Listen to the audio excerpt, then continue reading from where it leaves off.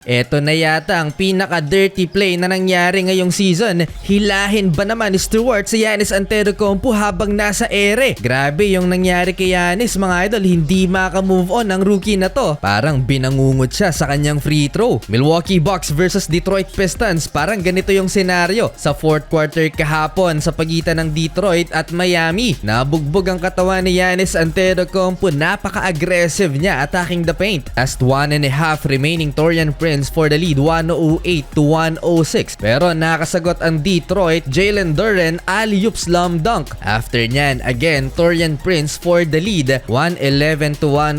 Lamang ng tatlo ang Milwaukee Bucks, pero sumagot na naman ang Detroit Pistons sa isang broken play na to mga idol. Cade Cunningham to Sasser 3-pointer, parang yung tira ni Tyler Hero panabla, 111. Coincidentally, pareho din mga idol ang score ng Milwaukee Bucks at Detroit mga idol. Last 25 seconds. Last 4 seconds, potential game winner sana ni Taurean Prince pero naimintes. Ball possession ng Detroit Pistons. Ni-review ng assistant coach ng Milwaukee Bucks ang play na to ng Pistons kontra Miami Heat. Ito yung alley-oop slam dunk ni Jalen Duren na nagdala sa kanila sa panalo at na-technical si Coach Poe. Sa pagkakataong ito, si Holland ang nag-execute ng play na yan at natawagan ng foul ang Milwaukee. Chance to win the game in free throws pero nagmintes ng dalawa mga idol ang Detroit. Wala pang experience sa crucial game itong rookie mga idol. Kinabahan at naimintis crucial pa ang potential game-winning free throw. Nauwi sa overtime ang laban. Nakahinga ng maluwag ang mga fans mga idol after ng missed 2 free throws na yan.